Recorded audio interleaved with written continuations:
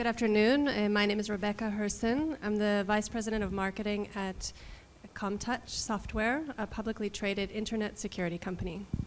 Hold it close. שלום, עמית דניאל.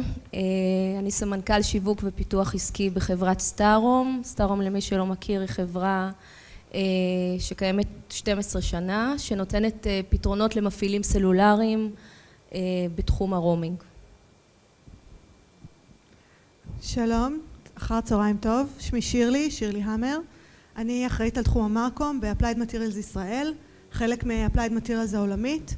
אנחנו פה בישראל מייצרים, מפתחים ומשווקים מערכות לבקרת איכות לתהליך ייצור השבבים.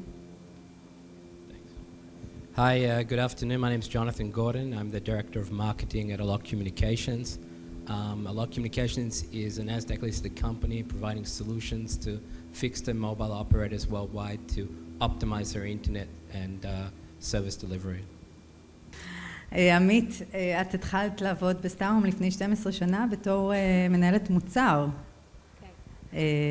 ובכל זאת את היום VP מרקטינג. ספרי לנו קצת איך עשית את הדרך הארוכה הזאת.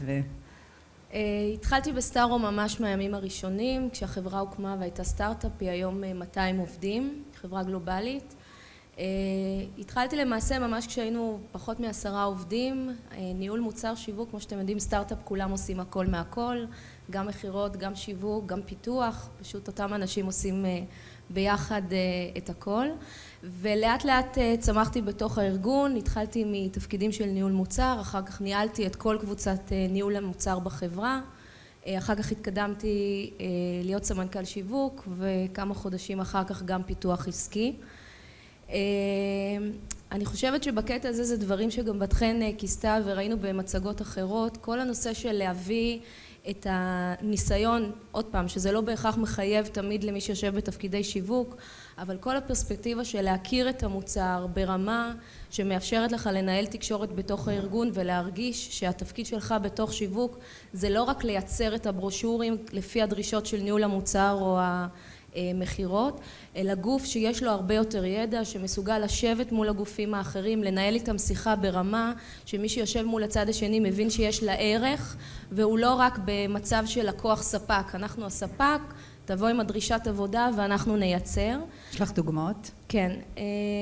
זה בא לידי ביטוי, היום במצב של החברה, ויש פה את לורי שיכולה להרים יד, והיא המרקום וה-PR, אבל היום המצב בחברה הוא שהשיווק זה גוף שאי אפשר להתעלם ממנו. כל דרישה שמגיעה, מגיעה אלינו, החל אם זה בדרישת ברנדינג, שעוברת והכל עובד לפי החוקים המאוד מוגדרים בתוך החברה. אבל מה שקורה היום זה שהמצב התהפך. זאת אומרת, אם אנחנו היום מכינים את דרישות השיווק לשנה הבאה, אם נסתכל על תקציב 2011, זה לא שהמחירות באים ואומרים לנו מה הם צריכים, אלא זה עובד הפוך. אנחנו באים למחירות, מציגים להם מה אנחנו חושבים בהתאם להבנה שלנו של המצב שלהם בשוק, בהתאם לשיח ודברים שיש לנו באופן צמוד עם ניהול המוצר, מה היינו חושבים שצריך להתבצע מבחינת תוכנית העבודה לשנה הבאה, ומקבלים מהם את הפידבק, האם זה מתאים להם, הם שומעים מאיתנו, האם אירועים, סושיאל מדיה שאנחנו עושים, כל דבר שאנחנו עושים אכן מתאים לריג'ינים השונים, ובמצב הזה הסטטוס בתוך הארגון הוא כזה שהם מבינים שזה משהו שאי אפשר להתעלם בו, יש בו הרבה מאוד value, הם באים להתייעץ אצלנו, בדיוק אני ולורי צחקנו כשהסתכלנו באחת המצגות שראיתם שהפרודקט מנג'ר מגיע והוא אומר תכינו לי את הברושור, אז אצלנו זה עבוד, לצערנו זה עובד הפוך, אנחנו צריכים לרדוף אחריהם. כי אנחנו מתכננים את התוכנית עבודה, מתי צריכים להיות החומרים מיוצרים, והם צריכים לספק לנו, כי אנחנו יודעים שהמוצר עומד לצאת, ואנחנו כבר מתחילים לתכנן, זה לא מגיע אלינו בשלב האחרון שכבר למחר צריך להעלות את זה לאתר, או צריך להשיק את הברושור. ואני חושבת שהנושא שמאוד מאוד השפיע זה ידע, וכולם אומרים שיווק, שיווק, שיווק על אחרים, אבל הרבה פעמים שוכחים שמחלקת השיווק צריכה קודם כל לשווק את עצמה בארגון. זה בעיה די מדהימה, כי כל הזמן מדברים על איך צריך לשווק את החברה ואיך ה-HR צריך לעשות internal marketing, ואז שמסתכלים על המרקטינג בעצמו רואים שהוא לא עושה כל כך שיווק מוצלח בתוך הארגון. גם לא מבינים תמיד מה הוא עושה, גם הוא לא מתאמץ לצאת החוצה. איך את עושה שיווק בתוך הארגון? אז אנחנו בקטע הזה דואגים לשווק את עצמנו. איך? ספרי לנו. על ידי זה שאנחנו מייצרים פגישות קבועות עם קבוצה שמתעסקת בכל ניהול המוצר. אנחנו מסתובבים בין המחלקות השונות אחת לתקופה, וממש מסבירים להם על מה אנחנו עושים, מה הם נותנים דוגמאות, אירועים שאנחנו למשל עושים, אירועים גדולים, לא כל אירוע, אם זה כנסי לקוחות, אם זה ברצלונה, אנחנו מציגים אותם לפני החברה, מסבירים מה היו המטרות שלהם, מה רצינו להשיג, דברים שחייבים לעשות באופן קבוע, אם זה קפיטריות עם הרבה מאוד מידע שיושב פנימה, שאנחנו מציעים גם לגבי מה קורה אצל הלקוחות שלנו, case studies, testimonials, אנחנו לא משתמשים בזה החוצה, המון מהדברים האלה קורים פנימה, וזה קריטי, כי יש נטייה תמיד לזכור שזה רק החוצה, מרכיב מאוד מאוד חשוב הוא בתוך הארגון. תודה עמית. שירלי, מדברים על שיווק בתוך הארגון, אנחנו כבר מכירות די הרבה זמן, ואת בכלל התחלת בתור מהנדסת. אני פיזיקאית בהשכלתי והתחלתי כמהנדסת אפליקציה בארגון, אחר כך עשיתי תפקידי פיתוח, שיווק מוצר, והתגלגלתי בעצם לתפקיד הזה שהוא יותר מרקומי, וזה נותן לי כוח, הבנה, ידע ויכולת לשוחח עם אנשי הפיתוח, אנשי המוצר, אחד על אחד ברמה שאני מבינה אותם והם מבינים שאני מבינה אותם ולא מתנשאים עליי באיזשהו אופן. אנחנו עושים המון שיווק עצמי בתוך הארגון, זה קצת לא נעים להודות אולי, קצת לא נעים להגיד.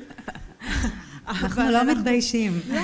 ואני חושבת שכל אחד ואחד פה יכול לחשוב איך הוא יכול ליישם את זה בארגון שלו.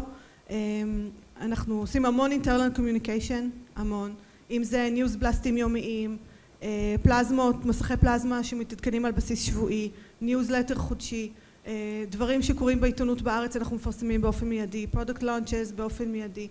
אנחנו מחזיקים פורטל ידע שמחזיק בתוכו כל החומרים מכנסים, אירועים, מהשקות. כמה אנשים עובדים כשאת אומרת אנחנו? 2? עושים את כל זה, 2. 2, יותר נכון. אבל 2 נשים זה קצת כמו 5 או 6 אנשים באופן כזה. 2 אבל יעילות. ובנוסף אנחנו גם מעבירות קורסים בתוך הארגון. זהו, זה נקודה שבאמת תרחיבי עליה. אנחנו מעבירות קורסים, מעבר לזה שאני עובדת בין עם השקות מוצר או הנהלה או כל דבר הזה על פרזנטציות שהם צריכים לעשות, בין אם זה להנהלה הבחירה של אפלייד או ללקוחות, דברים כאלה. אני אישית מעבירה קורס Effective Presentation Building, והוא פתוח לכל מי שרוצה בתוך הארגון, אני מעבירה אותו או אנשים שנרשמים על דעת עצמם כי זה מעניין אותם וחשוב להם, או ממש לקבוצות שלמות של, זה יכול להיות אנשי ייצור, זה יכול להיות אנשי פייננס, זה יכול להיות אנשי פיתוח, כל קבוצה שרוצה ומרגישה צורך ככה לשפר את יכולות הפרזנטציה שלה. וככה בעצם כל הארגון מכיר אותנו ויודע לפנות אלינו כשהוא צריך או כשהוא רוצה או כשזה רלוונטי לצרכים שלו. מאוד, מאוד. פונים אלינו בין אם זה ברמת בחדר אוכל, בין אם זה בקשות בטלפון, במיילים. כל תהליכי השקת המוצר, כל התהליכים המרקטיריים עוברים רק דרכנו. כל התקשורת עם קורפורט של אפלייד עוברת רק דרכנו. אני חושבת בעצם כלומר, אם פונים אליך הרבה בבקשות בתוך הארגון, אתה יכול להיות די רגוע שאתה כאילו מבינים מה אתה עושה. כלומר, זה מדד טוב להבין האם אני בעצם ממוצב, מובן ומתקדם פוליטית. When I started in the company 5 years ago, I would say the communication level between marketing and sales, between marketing and development or marketing and product management, and quite honestly between sales in our international team and US sales or North American sales, there just was not a lot of coordination between the different departments, and yes, we were often surprised by because it was a one-person team at that time 5 years ago, was often surprised by things that came in at the last second, for example. That happens much less now, and I mean it took about a 5-year process, although occasionally it still does. I mean I'd say we're still in process of sort of fixing the built-in the working methods. Yeah, the working methods, and I think what we've done is a lot of the things that Amit suggested, for example, setting specific meetings, making sure that a member of the marketing team is present at every one of the sales meetings, whether it's an international sales meeting or a North American sales meeting, and that's regardless of the inconvenient hour, making sure that we're part of the product planning, so that before a developer gets the idea to name a product or a feature CTABC, we get involved to provide a more marketing-oriented name, because once it gets named internally, a lot of times those are the names that even a year, 4, 5, 10 years later, the customers are still using them, unfortunately. So that's... So it's a long process and a very It's a process, and there are small steps. There are things, it's sometimes 2 steps, 3 steps forwards, 2 steps back, that you might get surprised by something. And I say, to take it as it goes. Make sure to call people on it. We had an engineer come up with a new name just the other day, as a matter of fact, and surprise us with it in a company meeting. And I called them on it. But I think that taking a leadership role is extremely important. So we ourselves took a leadership role in bringing not just marketing closer to these other departments, but bringing the departments closer to each other. For example, in developing tools to enable communication, bringing all of the different sales teams onto a single unified platform for managing pipeline, for example, or providing a SharePoint portal to share information across the company. These are all things that the marketing team has been able to accomplish over the last few years, and that has definitely provided us with more of a prominent role within the company. Yeah, very proactive then. For me, also not being born in Israel, I find it sometimes difficult to communicate. To communicate with Israelis and try and understand. I also don't shout, which is something they find very disturbing. And I say things once, and I expect that people that are interested will listen. But I've also learned that you really have to push your own agenda. I think and to be honest, I'm not really a marketing person, so it's not just because I'm not female. I look out of place here, but my background is much more technical. In fact, I came from a sales position and from a technical position. In fact, I have a degree in programming as well. And I have run a marketing department. Yeah, now. I have a team of people that understand marketing, and a very talented team. 2 of them are sitting here in the audience today. And my job, I think, is really about communicating between the marketers to other people in the organization. I think it's similar to some of the ladies sitting up here as well. Give us some examples of how exactly it's done. Like, I'm looking for the hardcore action. Yeah, a lot of times I find it's about, so I'm kind of out the front breaking the rocks so everyone can come and pave the road and people can drive on it. And I guess a lot of time those rocks are heads of people in PM and sales and in management. I find working in Israeli companies, it's very difficult to explain to people that know everything about marketing. It's something that I'm still learning about, but I find it very difficult to communicate. People who think that they already know. You don't see, it's not typical that you'll go to a director in product management and say, that line 350,000, that line of code, I think it would look better like this. But everybody in the organization has something to say about marketing. Everyone seems to be an expert. And it's explained to them that they're not, and that there's a right way to do it, and there's a better way to do it. And it's a tough road. I think everyone's talked about that, and it's a process. And I think you have a great advantage of knowing other people's jobs, of knowing what they do, how they work, as has been said already. As I said, I've been in sales. I think just as important are the customers. I don't think that you should think about it just internally or just as you're honest. You need to go out and speak to customers. The customers sometimes are the people that will help you more than internal people. In fact, I had a customer that we spoke to this week, and literally said that out of the 100% of the reason that they choose a vendor, 40% is the product, 60% is what you know. And it's about understanding that as well. So it's both internal and external. Internal is a battle as well. You need to keep communicating. You need to be seen to doing things. And it's the fact, as the gentleman said before, looking eye to eye. Don't back down. Make sure that you have the knowledge to look at PM, or a salesperson or a manager or the mankal directly in the face and say, no, it's not like that, it's like this, and this is the reason why.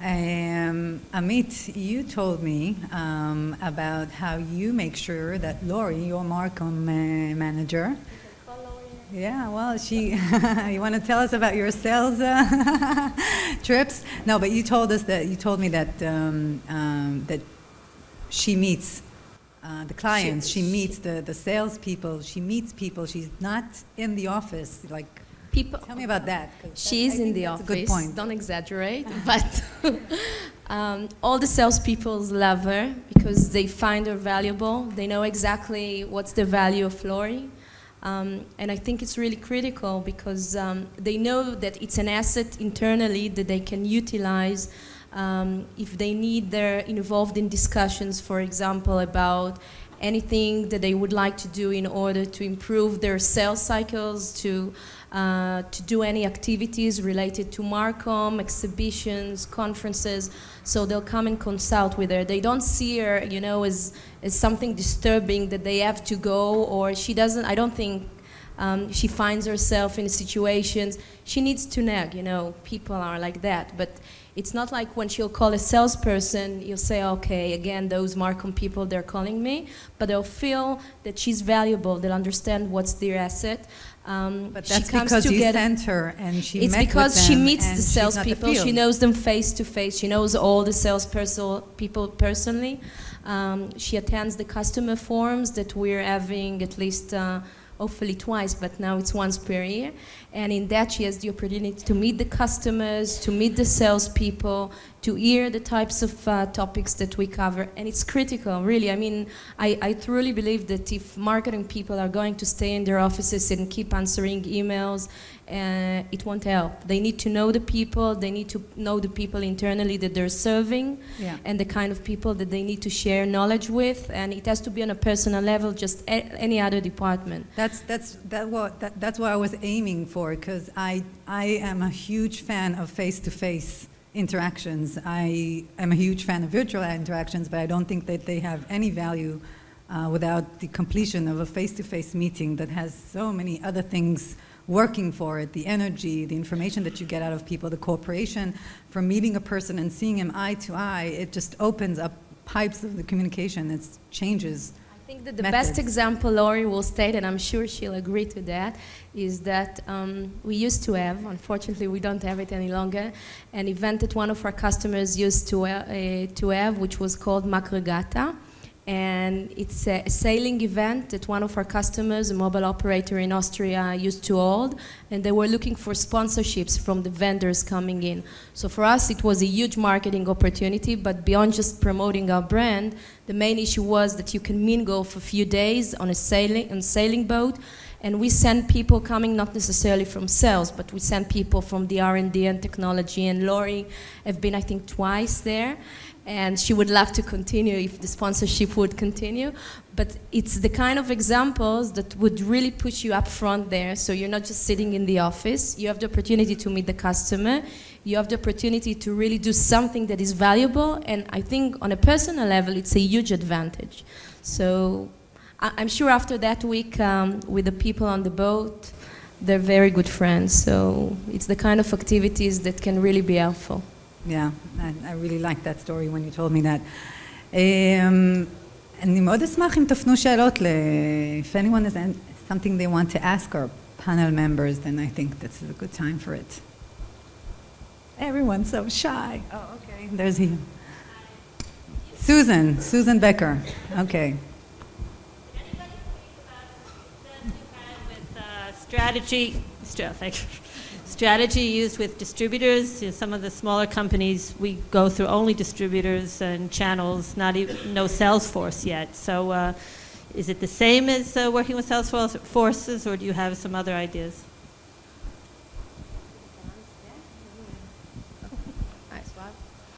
Basically, we're working, most of our sales is done directly to the mobile operators, but we are working through partnerships with the channels and distributors. Very large ones. We're not utilizing usually local distributors, but international channels in our area. even Sonia, you know, something like Nokia Siemens level, Ericsson, but some other suppliers in our field.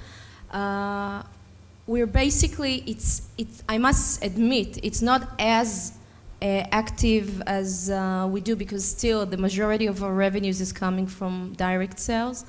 But we're investing lots of activities in, first of all, inviting our partners to any activities that we're doing with our customers, so they're exposed from a marketing perspective.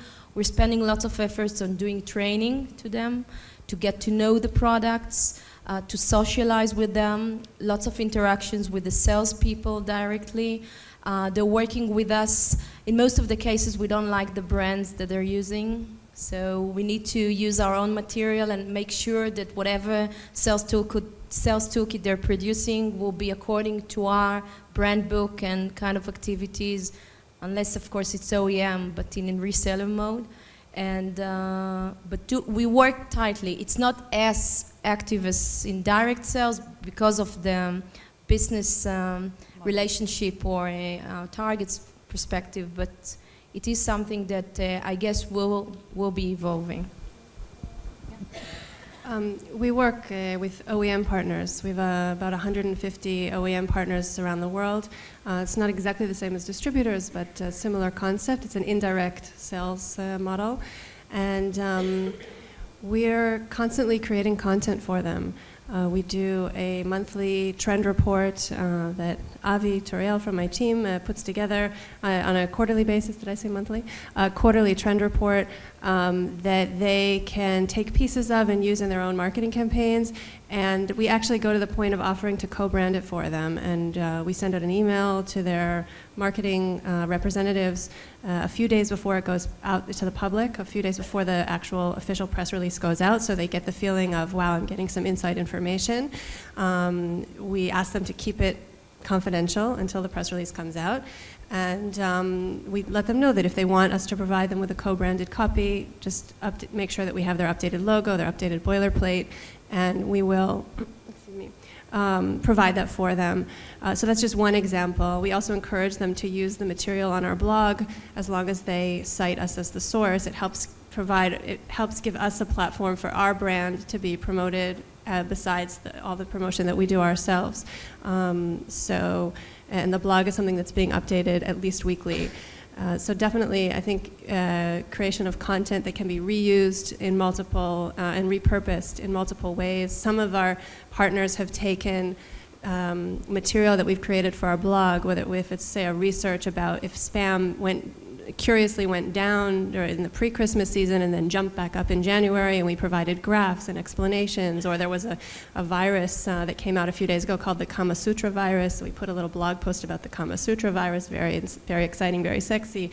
It gives them an opportunity to use that in their own marketing, and many of them do. They put together email campaigns about it, or they put it on their own blog, and then they tweet about it, and they thank CompTouch and so forth. Basically helping them. Right, they see us as almost like marketing consultants. A lot of times they come to us and they say, tell us what are the marketing programs that are working the best for your partners. And many of them actually compete with each other, so it's a little bit sensitive. We need to be cautious about what we share, but we can certainly share information, and we make sure to, for example, we have all of our social networking, we try to really promote them. So if one of our partners tweets something interesting that we think will interest other potential OEM partners, we'll retweet it. We make sure to put their links on our Facebook page and so forth. We try to present to them CompTouch is, first of all, knowledgeable from the standpoint of marketing. If they've got questions, we're there to answer. We can help them with their marketing. We can help them by doing joint press releases, joint case studies, and let them leverage our brand and help to promote our brand out there as well. Very well. And the marketing is kind of a sideshow. So we don't get all that information. They have their meetings, and they discuss what's going to happen within the next few months, and we're kind of sitting there on the side. And when I say I excuse myself. It was a company of over 200 people, and I was the only one doing marketing. So And my question is, how are you plugging into that when they consider you sometimes, okay, you're trying to do all the time, but they've got their own work to do, they're extremely busy, and where are you in this entire process? You're kind of like, I'd like for the... just very briefly, I'd like to please. hear from my... Two options, brief options. One is kick the door down. The other one is leave. But if you want to stay around, you want to be where you're appreciated. But if you want to stay around, you have to kick the door down and literally walk in, turn the table upside down, and make sure that you're in the center of things. You're not a sideshow. You need to be in the center ring. Forgive the pun. You need to be part of the party. You need to be in there. It's not Israeli behavior could work really well for that in that term. I beg your pardon? Typical Israeli behavior of... That's what I had to learn. That would work really well for the marketing people here because... And as Joe...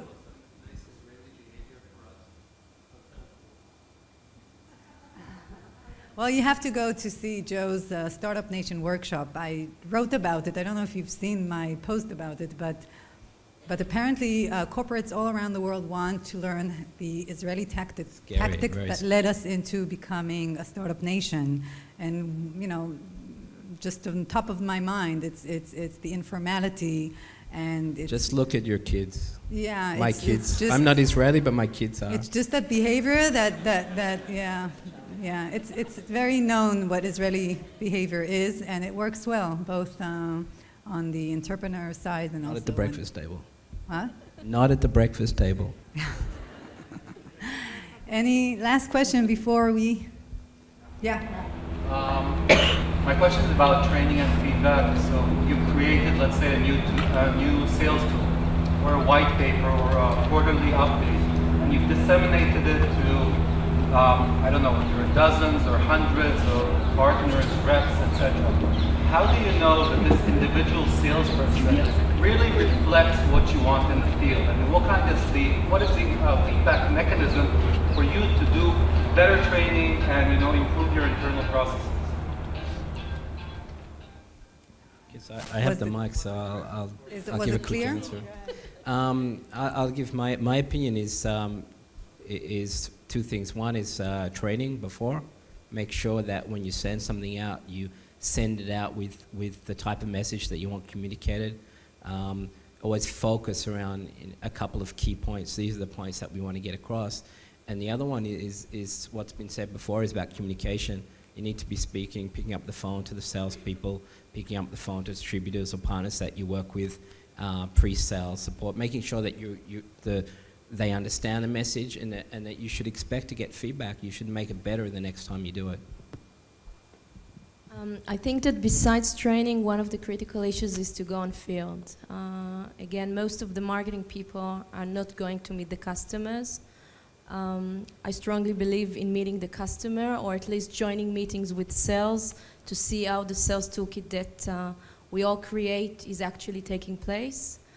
Because otherwise, counting on salespeople to pass their feedback back is almost zero, at least from our experience. You have to run after them to keep on asking for that information. They won't come proactively and share the information with you.